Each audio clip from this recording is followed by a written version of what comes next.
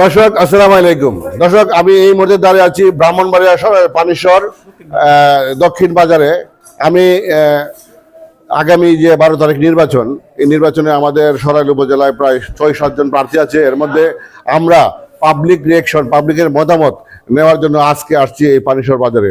আমরা পরবর্তীতে পাবলিকের কাছে বা সাধারণ যারা ভোটার আছে তাদের কাছে জানতে চাইব তাদের পছন্দের প্রার্থী কি, কাকে ভোট দিলে এই পানিশ্বর তথা সরাইল উপজেলায় উন্নয়ন হবে। আপনারা আমাদের সাথে থাকুন। আপনারা দেখছেন এসএম টিভি। যারা প্রার্থী আছে এর মধ্যে কাকে আপনি পছন্দ করেন? আসলে বিসমিল্লাহির রহমানির রহিম, সরকারে যারা প্রার্থী আছে এর মধ্যে একজন এখন রুমিন পারহা নামে একজন আসছে, যে আপনি হাঁস মার্কেট নিয়ে স্বতন্ত্র প্রার্থী। উনি বিগত 4 বছর আগে উনি এমপি ছিল 4 বছর, কিন্তু 4 বছরে কোনোদিন আমি আমার এলাকা দেখে নাই। আজকে উনি বলতেছে ওনাকে একটা সুযোগ দেওয়ার জন্য। ইম্পসিবল, 4 বছর আপনি আসেন নাই, কেন আপনাকে একটা সুযোগ দেব? এখন আমরা নতুন মুখ দেখতে চাই, জুনায়েদ আল হাবিবিকে আমরা দেখতে চাই, দেখি উনি আমাদের জন্য কি করে। ওনাকে আমরা একটা সুযোগ দেব। ধন্যবাদ। বাড়ি কোথায়? বিটগড়। কি করেন? ধান চাউলের ব্যবসা করি।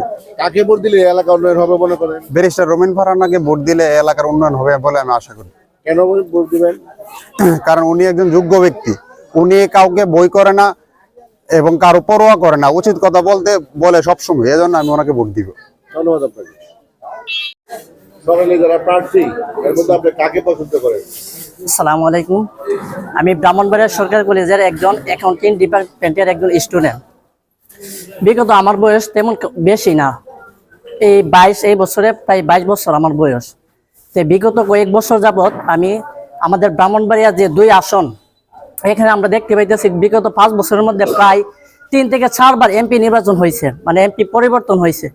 কিন্তু আমি যে এখান থেকে যাওয়ার পথে ব্রাহ্মণবাড়িয়া যাই, এখানে রাস্তাঘাট বলেন, তাছাড়া আমাদের বাড়ির পাশে নদী, মেঘনা নদী, এখানে প্রতি বছরে ভাঙন হইতেছে, কিন্তু আমাদের কোনো উন্নয়নমূলক কোনো কাজ হইতেছে না। যার কারণে আমরা পানিশ্বরবাসী 5 নং ইউনিয়নের মানুষ খুবই বিপদের মধ্যে আছি। তো আমি বর্তমানে আমাদের এখানে আবার এমপি নির্বাচন হইতেছে, তো সেইখানে স্বতন্ত্র প্রার্থী হিসেবে রুমিন ফারহানা আছে। এই দলীয় জোট থেকে আমার পছন্দের প্রার্থী হচ্ছে জুনায়েদ আল হাবিব।